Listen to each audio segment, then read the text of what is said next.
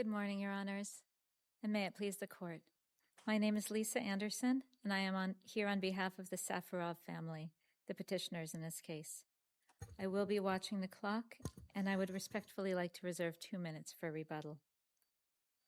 This case, I believe, comes before the Court in a very narrow procedural posture. Petitioners are not asking the Court to decide today whether petitioners ultimately qualify for asylum, nor are we asking the Court to reweigh the country conditions evidence. And petitioners are not asking this Court to substitute its judgment for that of the Board. Instead, petitioners are asking a very narrow question: whether the Board adequately explained its denial of petitioners' motion to reopen under the governing legal framework for changed country conditions. So if I'm going to review this decision on a motion to reopen, what is my standard of review? Abuse of discretion, Your Honor. So in an abuse of discretion situation, what am I really saying to myself? I mean, abuse of discretion absolutely sounds terrible, but what am I really suggesting? I'm really suggesting that the district court, in this particular situation, the BIA would have great discretion in doing whatever they need to do. It's only when they're outside of that discretion that I would be able to import myself into the situation, right? I agree, Your Honor. And because this is a motion to reopen, Dougherty even says that the AG is supposed to be given great discretion in making these determinations. So that leaves me with a very narrow, just because I don't agree doesn't mean I can quit. It means that I have to find some situation, case, whatever it is, that would say they're just out to lunch on what they did. Isn't that what I have to do? I believe so, Your Honor, and I believe that that is unfortunately the case here. I do think it's you say that it's unfortunate. It's unfortunate. You're going to argue that it fits within the parameters that I've set out, right? Correct, Your Honor. Now, the BIA, did they deny the motion based on previously unavailable material? I don't believe that they properly did. They did review the new material evidence, but they did not. And the new material does talk about evidence that was well known, evidently, at the time of the hearing. It does, Your Honor, but respectfully, the Crocus City Hall attack occurred in March of 2024, and that significantly changed the circumstances for Meskhetian Turks and for all Muslims in Russia. Well, go ahead. All I was saying, based on what evidence you did present, it seems to me that it discussed, for instance, in the August 2024 document, it discusses case conditions faced by the Turks since Russia invaded Ukraine in 2022. And this is the first hearing wasn't until January of 23. So those conditions facing the Turks were known at the time. Wait a minute. Where does it say the conditions were known at the time? You need to answer audibly so we have a record, please. I saw you nod your head in response to Judge Smith's question. Yes, Your Honor. I agree that in all 4 articles that I presented, it does discuss the history of the persecution against the Turks. And in fact, the lower court, the immigration court, did find that they are a disfavored group. Yes, but disfavored group wasn't Judge Smith's question. But there's a difference, and it's an important difference. He's asking about whether the evidence is new or different. And there's articles, and he's calling your attention to the dates of the articles, and he asked you whether this evidence was known at the time, and that's when you nodded your head yes. And I don't see that in the record. So can you explain to me why you nodded? Or maybe you're answering a different question. I'm not sure what just happened with that communication. Yes, Your Honor. To clarify, all of the articles discuss the historical hatred of the Turks and of the Muslims in Russia. However, there was a very significant change. On March 22nd, 2024, there was a horrific attack by the Islamic State at the Crocus City Hall. 144 people died. Many, many more people were injured. And following that attack, although there had always been hatred of Muslims and Turks in Russia, It always had been as well conscription. There always had been conscription. Where is there any evidence in the record from the first hearing that there was one bit of testimony regarding conscription, meaning the 17-year-old son had received a draft notice? Where is there any evidence of conscription, forced conscription, under these conditions that they're talking about here, where folks were going to be targeted for forced conscription, uses cannon fodder used to locate the location of enemy guns, and so forth? Your Honor, I believe it is on page 104 of the administrative record. I'm asking you a different question. Where was that in the original? I'm talking about changed country conditions. And Judge Smith just asked you, I think, whether there was evidence of conscription at the first hearing. I think there was. I didn't hear either one of the lawyers mention it, but we both, all three, I'm sure have seen that. Yeah, there's a very brief blurb in the testimony of conscription. None of the consequences that I just identified that I can find. If you think that was at the first hearing, can you please show me where? Yes, Your Honor. I do believe it was at the first hearing. What was at the first hearing? Conscription? The evidence of conscription for the 17-year-old son. Okay, so I am asking a different question, counsel. I just told you that there is evidence in the transcript that the 17-year-old had been conscripted. At the first hearing, the IJ heard that. This is a different question.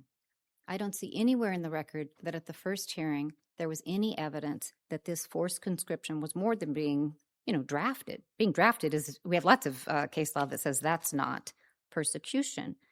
In particular, this new evidence, the articles that you offered, says that this particular minority was being singled out on the streets of their hometown, being targeted as expendable cannon fodder once drafted, sent on suicide missions, and used to determine the location of enemy guns. It also says that there's evidence of disproportionately higher rates of death.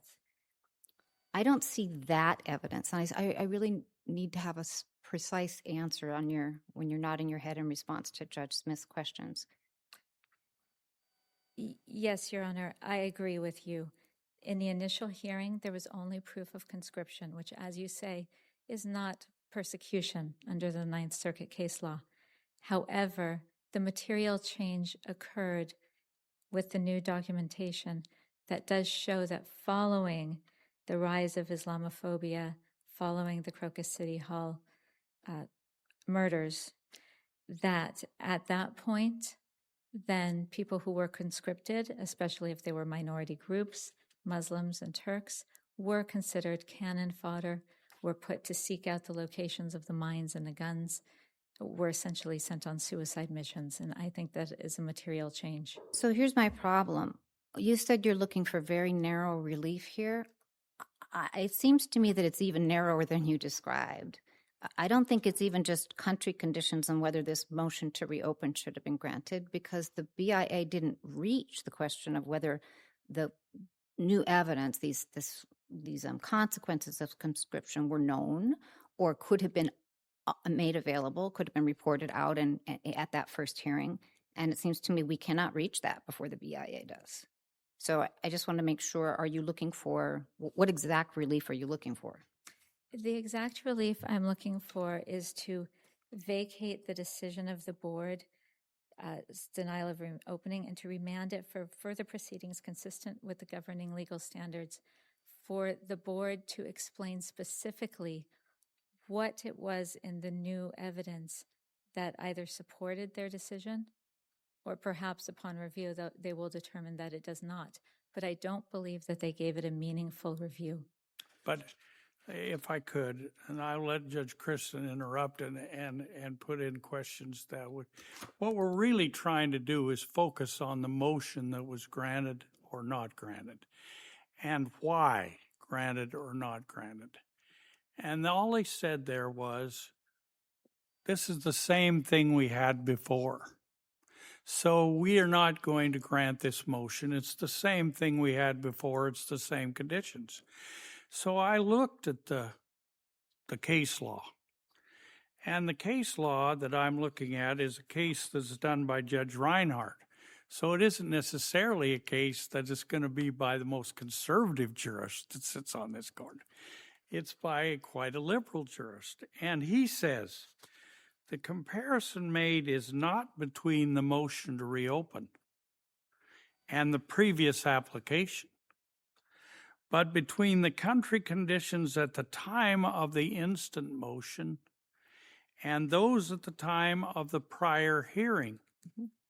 And so as a result of that, I said to myself, well, look at what there is in this record. You agreed with me. In this record, there's absolute showing in the August 24 document, that the conditions faced by the Turks since Russia invaded Ukraine has been the same since 2022. Which was before the first hearing. Now, just a minute, if I could. I'd like to answer my question. Then it also says, right in the article, the Turks have been subject to military mobilization orders since the day Russia invaded the Ukraine in 2022. The last hearing was in 2023.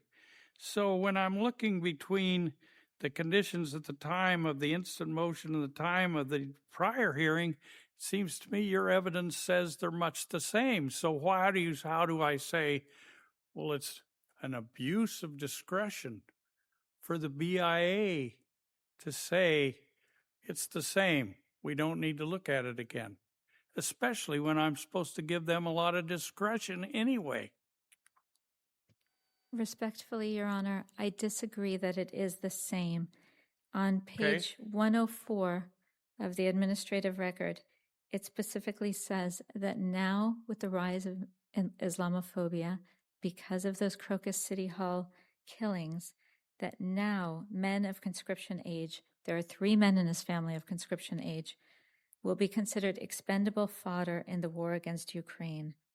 That they are expendable, Russian society will not even notice their deaths. That is a significant difference from simply being drafted, as was the case in the case before the immigration I think court. that's editorialism by a reporter. I mean, when I hear that, there's some fact to it, but they're adding opinion. So why should this case be reopened based on opinion of a reporter? I do think that the reporter is basing his reporting on the facts on the ground, that the minority conscripts are being put toward the front of the lines, that they're being forced to look for the mines, that they are looking for the gun locations. They are essentially on suicide missions. And I think that that makes them expendable fodder. I don't think it's mere opinion. I think that that is fact. Which articles reported disproportionately higher deaths? Where is that? I believe that that is on page 100 is the beginning of that article. When you answered yes, you nodded again about the conditions. I want to make sure we're clear on your argument, because the condition that one condition I think is not at issue as having been different is conscription. I think you've conceded that. The earlier testimony indicates that this particular group was subject to forced conscription, but I don't see any evidence of these other consequences of the conscription. Is your argument, there are a couple different ways under our case law. We've all, I think, been looking at this case law very carefully, and I'm trying to figure out whether your argument is that the prior condition of forced conscription is qualitatively different now, or or are you arguing that this was a situation where in the past there was some evidence and now there's more evidence? What exactly is your argument that would fit into our case law here? My argument is that there is a qualitative difference in the way that the minority conscripts are being treated following the Crocus City Hall attacks. What evidence is there? We had this. There's an article that indicates that they've been subject. This particular minority had been subject to forced conscription for some period of time. What evidence is there about when that became known? These alleged consequences of disproportionately higher rates of death. What do we know about when that was reported out and a knowable fact? If I may, Your Honor, may I grab the administrative record just to pinpoint Quickly, it? please, because you're way over time.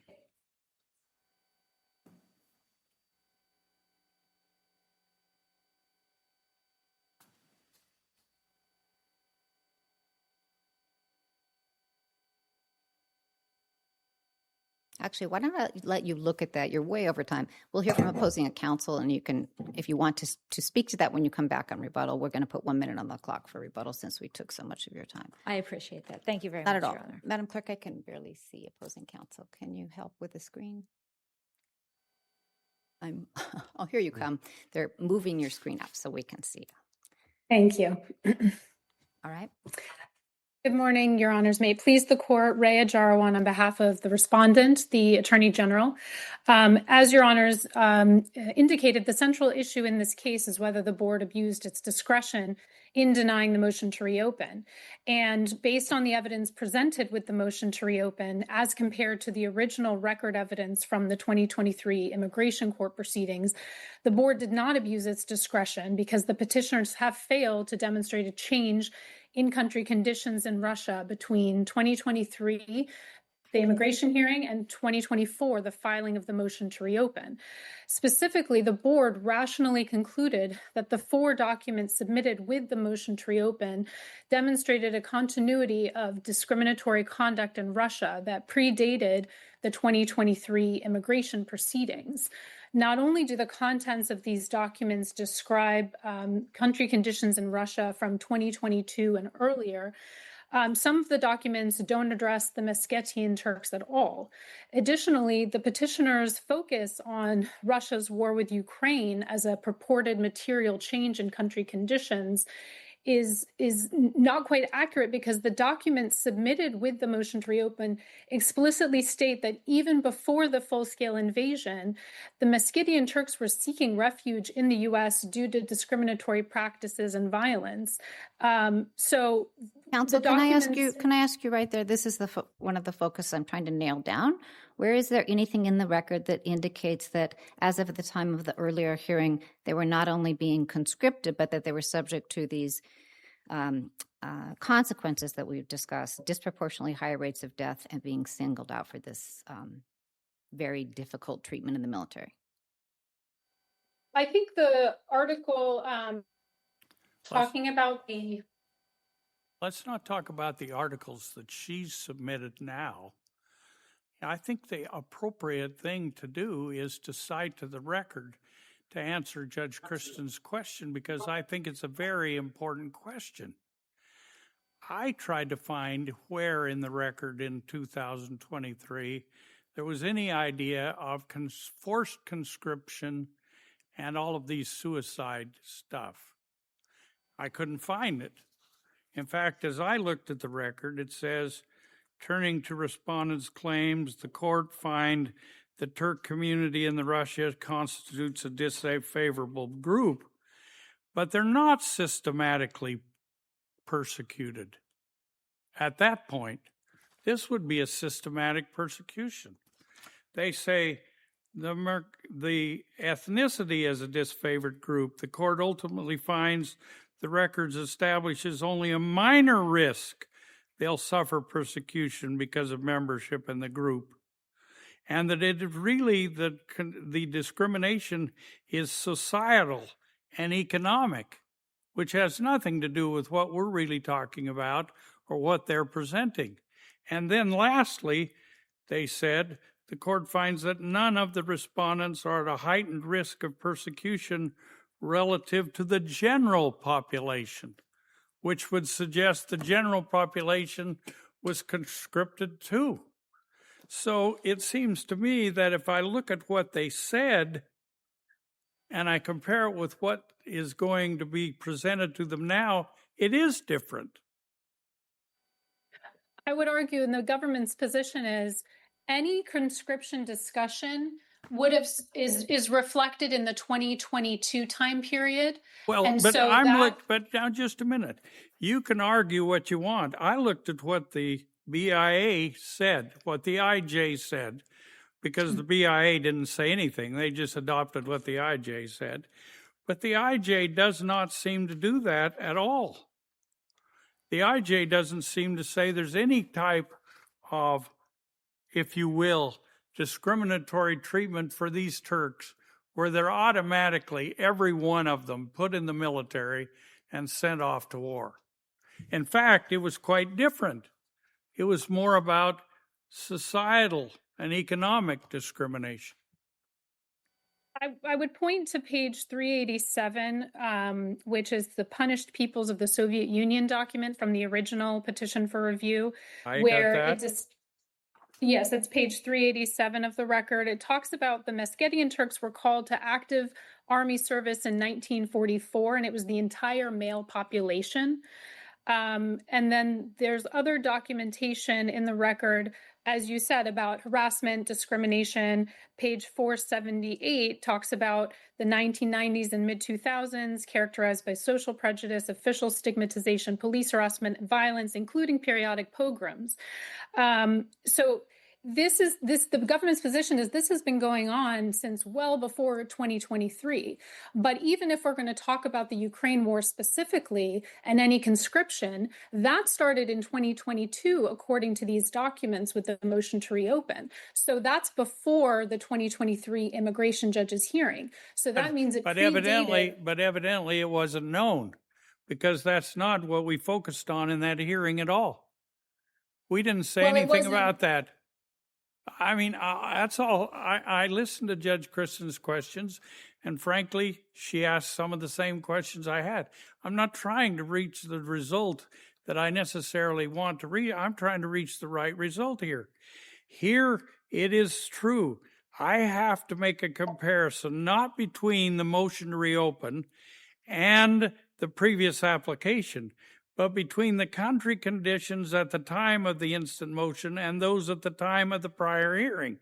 So I'm trying to do that, but it seems interesting that when I look at what the BIA has done here, they've said it's the same as we had before, but they really didn't say that before.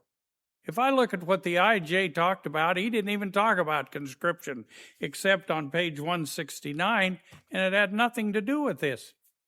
But I don't think the comparison is reflecting the country conditions, not necessarily every single finding that IJ made, but what was presented to the record in that first hearing versus what is being presented now in the motion to reopen. And I think at the time of that 2023 hearing, this was the evidence presented in the record, including what I just read to you. But just a minute. The BIA didn't deny this motion because there was previously available material. The BIA didn't deny this motion because the information was immaterial. The BIA denied it only because the circumstances haven't changed sufficiently. That's a totally different denial.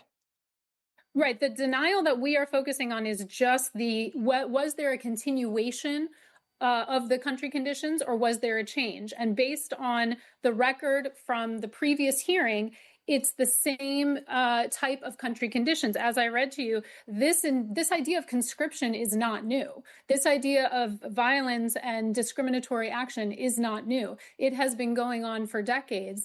And it's reflected in the fact, actually, that in 2006, the petitioner obtained refugee status. So this is not a new piece of information. And that's why the board, looking at the records from the first hearing, comparing it to now, is saying there is no change. This is simply a continuity issue. The focus, I don't think in the first hearing, in fact, the claim that was presented was simply, I will be discriminated because I'm a Meskhetian Turk. So based on my religion and my ethnicity. There was not a heavy emphasis at all by the petitioners about this conscription issue. There was some discussion, as I said, in the record evidence, but that wasn't the focus. And as the IJ pointed out, the evidence is showing that there's not enough here for persecution.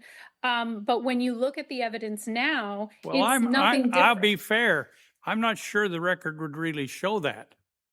There's nothing here in this record that says that this BIA or IJ even talked one whit about its disfavored group, or talked even one whit about the type of conduct. If you're in a disfavored group, how little individual persecution you have to have, especially as Judge Callahan pointed out in her opinion, Hallam versus Holder. She says, absent a pattern or practice of persecution, you've got to have some evidence of individual risk. But this would be a pattern or practice. Everybody has to go. So if you're in a group discrimination, then if it's serious and if it's egregious, then at that point you don't even have to be individually persecuted.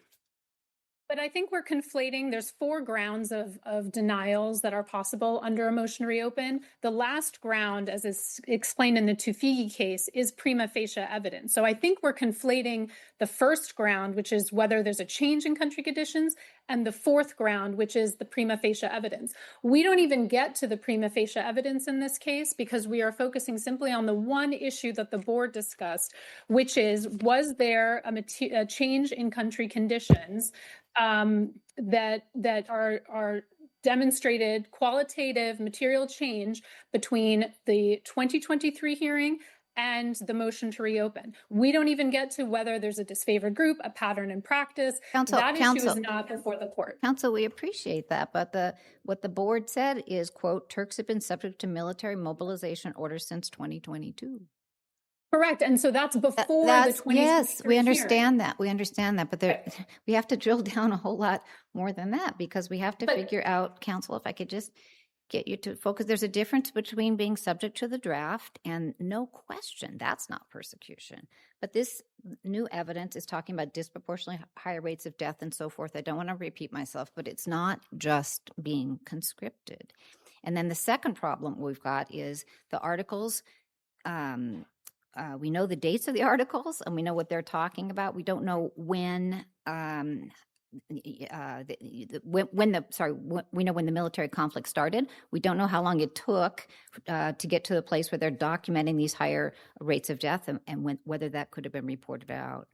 I appreciate, and I think you're right, that the BIA only looked at that first bit, and on remand, there are other reasons that this petitioners may not be able to reopen.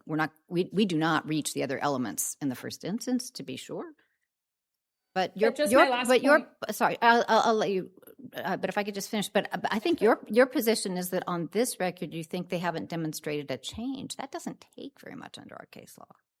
You need to show a qualitative change. And in this instance, when you look at the fact that the Kennan Cable 95 document says the plight of the Meskhetian Turks has worsened 2 years ago with the invasion of Ukraine.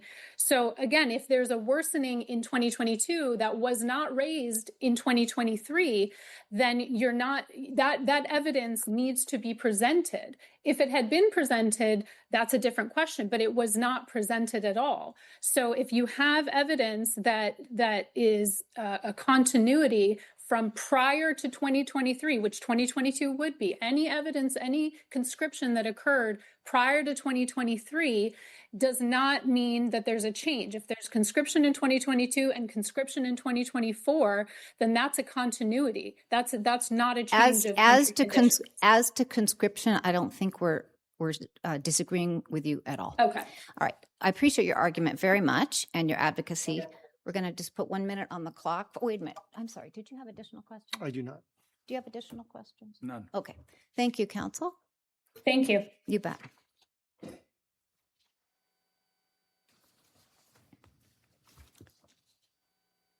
Go right ahead. Thank you.